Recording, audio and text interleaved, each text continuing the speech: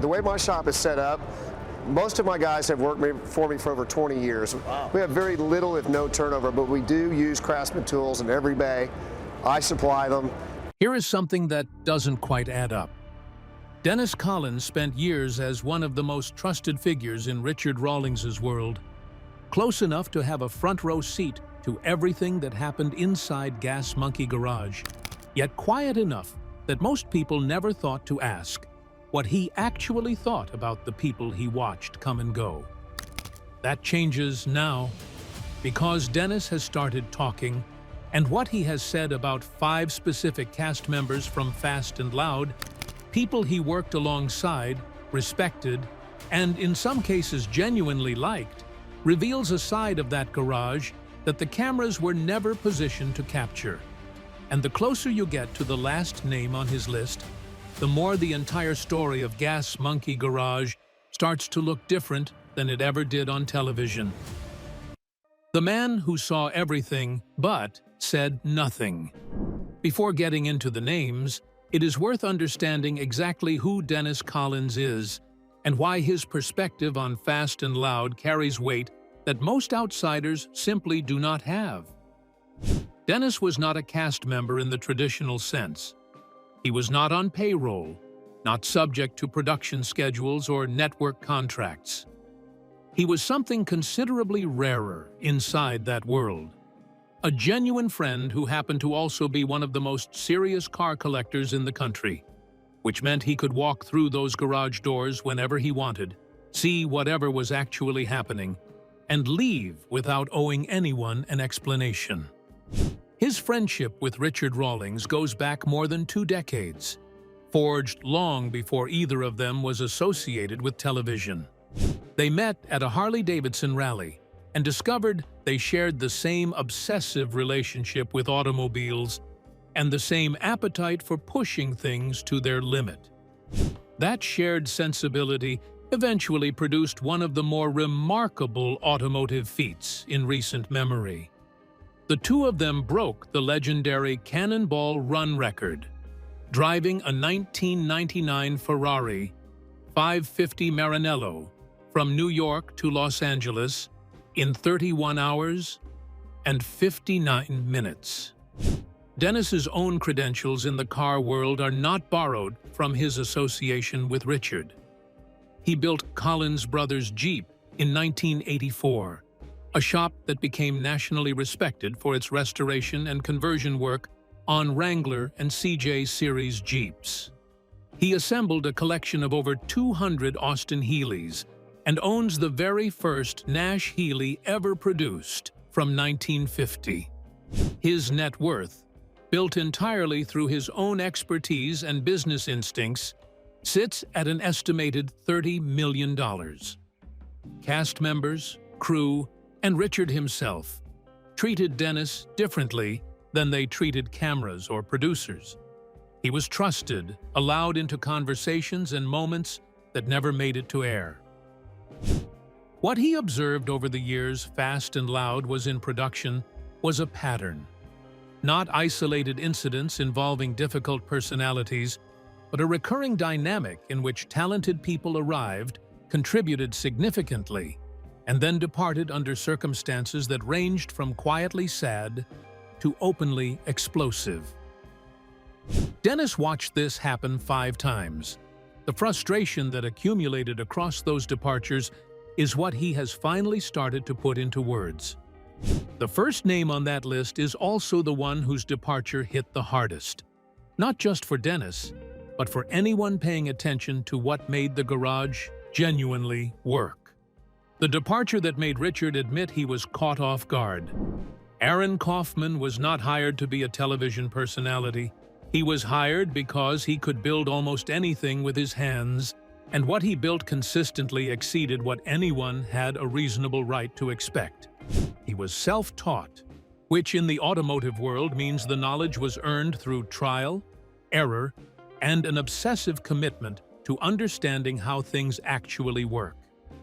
He had joined Gas Monkey Garage before the show existed, and risen to lead mechanic through the straightforward mechanism of being better at the job than anyone else around him.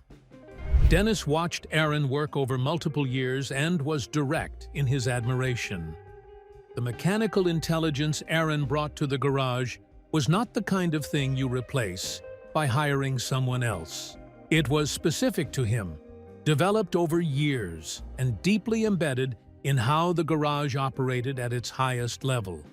When Aaron wanted to pursue complex, ambitious builds requiring extended timelines and genuine creative investment, he was not being difficult.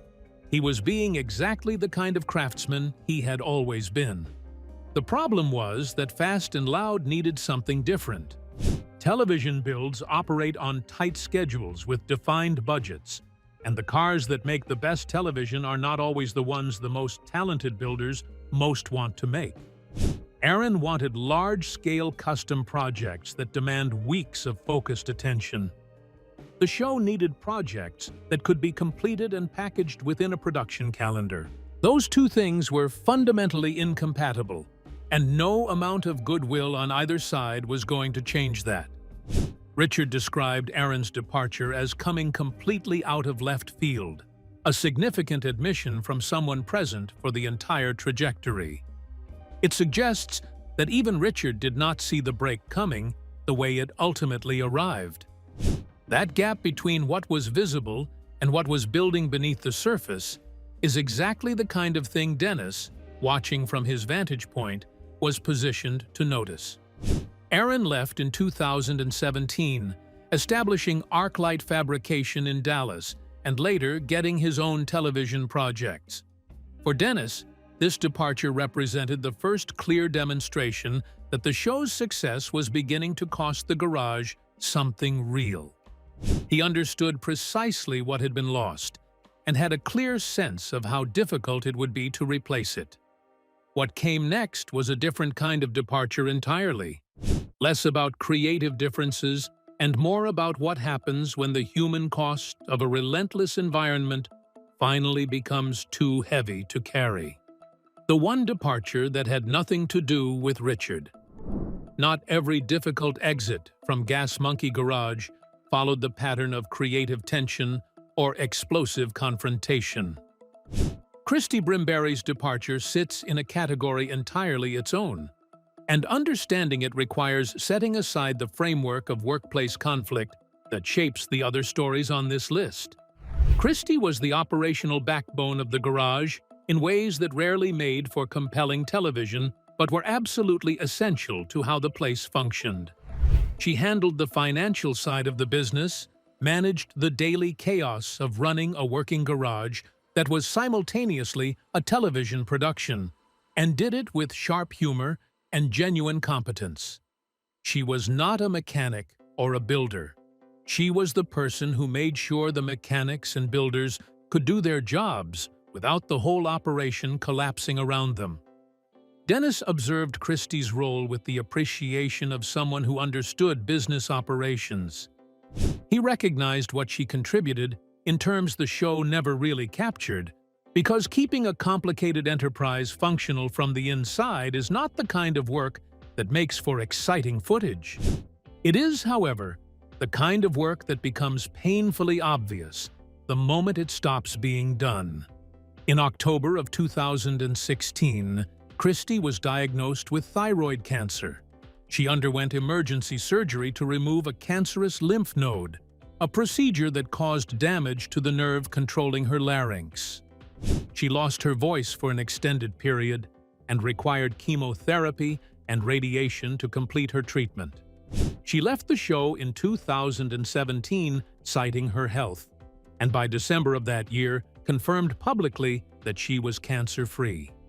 For Dennis, watching Christy navigate a health crisis while embedded in one of cable television's most high-pressure environments represented a specific kind of frustration.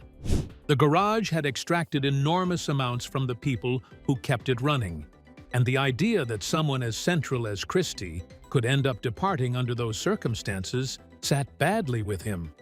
His feelings were not directed at Christy, but at what the show demanded from the people inside it, and the recognition that the environment made no real room for human fragility.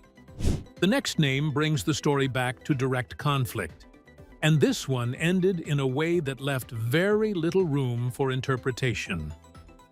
The firing that spawned a rival garage. Tom Smith's departure from Gas Monkey Garage was not gradual, not mutual, and not open to the kind of interpretive ambiguity that softens some of the other exits on this list. It was a firing delivered after a direct confrontation with Richard Rawlings that apparently crossed a line from which there was no practical return. Tom had been a recognizable and genuinely capable presence on Fast and Loud for a significant portion of the show's run. He was not the most technically refined mechanic on the team, but he brought energy, a willingness to tackle whatever was put in front of him, and a personality that translated well to the format. The combination of skilled work and watchable presence made him a useful and valued part of the cast, which is why the circumstances of his exit felt particularly stark. The confrontation that ended his time at the garage reportedly involved Tom speaking to Richard in a way that Richard considered unacceptable. The specific language used has been described in subsequent interviews as the kind of direct, profane challenge to authority that most employers, regardless of industry, treat as an immediate termination event. Richard made his decision quickly, and it held. Dennis, watching the dynamics of the garage with the accumulated perspective of someone who had been observing them for years, had a specific reaction to this kind of departure that was different from his response to Aaron's or Christy's. With Aaron, the loss was about creative incompatibility. With Christy, it was about human cost. With Tom, what Dennis found himself frustrated by was the pattern it confirmed. This was not the first time a talented person had reached a breaking point inside that environment. The specific incident was new. The underlying dynamic was not. What happened after the firing added an interesting dimension to the story. Tom did not leave the automotive television world. He co-founded Misfit Garage alongside Jordan Butler, another departed Gas Monkey mechanic, together with Thomas Weeks and Scott McMillan. The show, which aired on Discovery, used the same basic premise as Fast and Loud and operated explicitly in its shadow, positioning itself as the scrappier, less polished alternative to the Gas Monkey operation.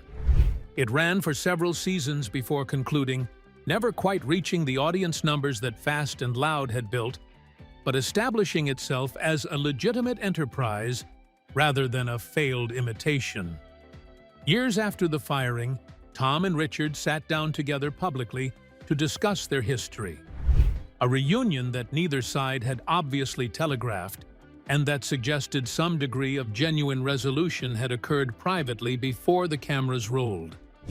Dennis observed that reunion with the particular interest of someone who had watched the original falling out and understood the full context of what had preceded it.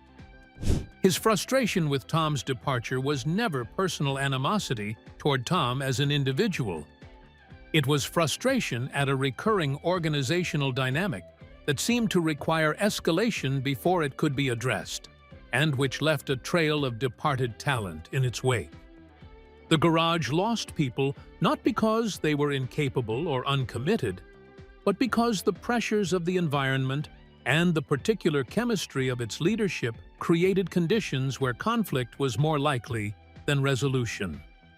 The next departure involved someone whose exit was entangled with Tom's own, and whose story added a dimension to the Gas Monkey narrative that went beyond workplace friction into something that raised more uncomfortable questions about the culture inside those walls.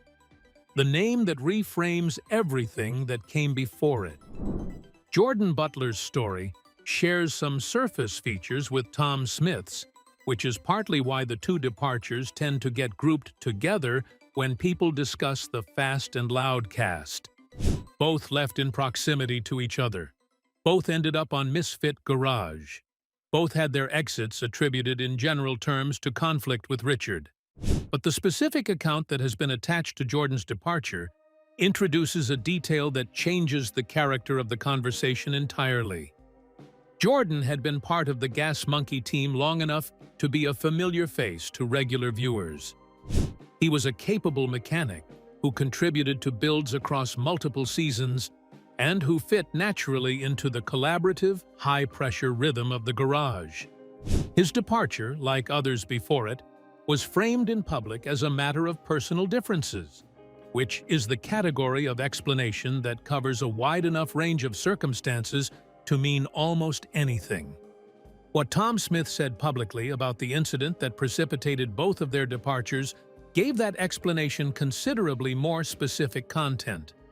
According to Tom's account, the breaking point involved a fan who had cystic fibrosis and had come to the garage specifically to see one of Richard's cars and take photographs. The fan's interaction with the vehicle reportedly prompted Richard to respond with language and behavior that Tom found unacceptable, and that crossed a line for him professionally and personally. Tom has described this moment as the point at which staying became untenable.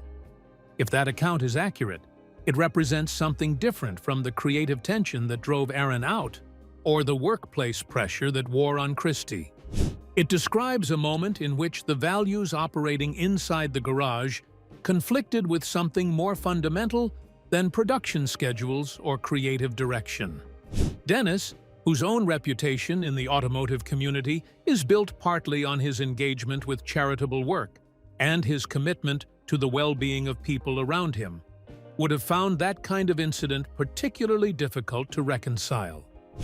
Dennis partnered with the Gas Monkey Foundation in 2014, contributing to charitable efforts supporting children, veterans, the elderly, and wildlife conservation, with contributions that reached over $300,000 in combined donations and vehicles.